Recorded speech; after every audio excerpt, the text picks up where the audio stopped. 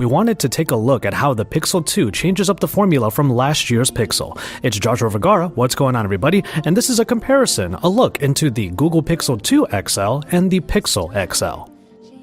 Google set a precedent last year with the Pixel, foregoing the Nexus program to provide what is basically a home branded by Google for Android. The device was regarded pretty well, whether you got the small version, the large version, the really blue version, or what have you, but there were a few caveats, mainly in the design. A glass panel on the upper back portion of either device seemed like an odd choice, and there wasn't much else that was exciting about the look. Maybe it just took a little bit of time for us to get used to it, but the glass panel has definitely become a staple of the Pixel line, smartphone or not. It looks a lot better this time around, probably because they've dialed it back a little bit by not making it take up so much of the back. But we actually think that the new Pixels are not just streets ahead compared to the originals, we also really just in general enjoy the updated aesthetic. The feel and the handling of the new Pixels has been helped along by a pretty simple change, a texture that has been coated onto the aluminum so that it doesn't slip around. After all, the Pixel 2 XL is pretty much the same size in the hand as the original Pixel XL. There aren't really any bells and whistles on this phone, and you have pretty much the essentials all in places that you would expect them. However, minimalism might be a bit of an Achilles heel for this year's Pixels, as it has shaved off the headphone jack. This is still a controversial issue no matter what phone it happens to, and it might be one of the reasons for you not to upgrade if you have the original Pixel. We do think you might be missing out a little bit though, because the Pixel 2 XL does have that 18:9 aspect ratio screen that takes up a lot of the device and has very respectable bezels on the sides, even if the top and bottom are still kind of sizable considering they have front-facing speakers this time around. But let's talk about that screen. The larger Pixel phones both sport Quad HD displays, but the shift to an OLED screen is the main story for the Pixel 2 XL. The shift has been a bit rocky though. There are a few things that are obvious off the bat. The saturation is dialed back on the Pixel 2 XL even with the vivid colors setting turned on, but yet another problem with the Pixel 2 XL has to do with its viewing angles. There's a color drop-off, or rather the colors get cooler and a little bit bluish as you move the phone around and look at it at an angle, and it gets even worse the more acute you go. Now, as reviewers, we are able to notice these things and be able to actively comment on them, but I don't think that this is such a deal breaker that anybody out there looking at the Pixel 2 XL as their newest phone should view it as a huge problem. And it doesn't fall very far behind the original Pixel, but if you're heavy into VR, this might be a bit of a consideration, but even then, it's still not that huge of a deal. So let's get underneath that surface. Both of these phones have performance that is indicative of their times, with the Snapdragon 821 being on last year's Pixel and the Snapdragon 835 being part of this year's Pixel.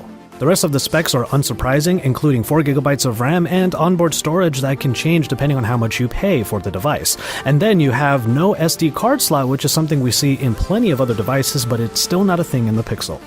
The batteries are obviously larger on either XL device, and a tiny bit more is found in the 2, but we didn't have much trouble with the original Pixel XL, and so far we haven't had any trouble with the Pixel 2.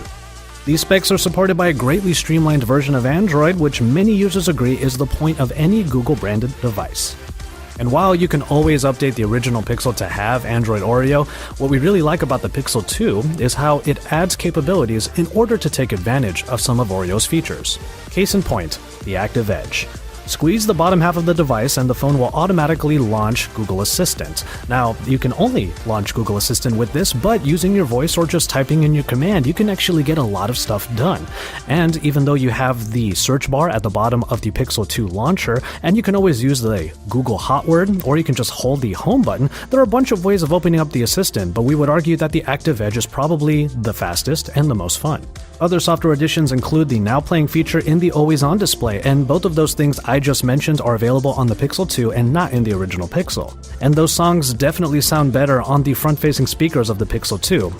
Which finally brings us to the cameras. Last year's Pixel was lauded for having a great picture experience, and this year's Pixel 2 continues those accolades. The point of last year's camera was the addition of HDR, a mode that was basically always on in order to add maybe more saturation, but definitely more detail to all of your photos, no matter what you were taking. Google continues that with this year's devices and to great effect. The megapixel counts stay the same, but the apertures are better this year. There are no dual cameras on the Pixel 2 devices either because Google really believes in its computational photography data. And all of that data is actually working to wonderful effect. Pictures from the Pixel 2 are simply stunning. Photos are greatly detailed even when zooming in, and then an added level of saturation keeps all shots more than social media worthy. Portrait mode in particular is a wonderful addition that actually replaces the lens blur from last year. You no longer have to move the phone ever so slightly in order to achieve a background bokeh effect. Instead, the camera is just able to make that happen on its own. And the best part is that the portrait mode is available on the front-facing camera. If you just want to press a button and get some great results, you kind of can't go wrong with either of these devices. It's just that the Pixel 2 provides just that little bit more that puts it over the top of the original Pixel. And so there you have it, the Pixel 2 XL in this quick look against the original Pixel XL. The choice is mostly simple when you factor in the improved camera experience and the additions that Google added to the already established Pixel formula. They even managed to make the phone look at least halfway decent this year. The little missteps like the now gone headphone jack and the weird screen issues might sway some, but they are greatly outweighed by the textured experience of the Pixel 2. Now, if you want a reliable, speedy, and simply great Android experience for a more affordable price, getting your hands on a discounted Pixel XL is still a steal. But for everyone else that can handle the cost, the Pixel 2 and the Pixel 2 XL are the clear winners. Drop us some likes on our videos, go ahead and jump into the comments below and let me know what you think. If you are a original Pixel owner, let us know if you're going to upgrade, for example. And I'll be in the comments ready to discuss the Pixel 2 phones with you. Keep it tuned to Android Authority for even more because we are your source for all things Android.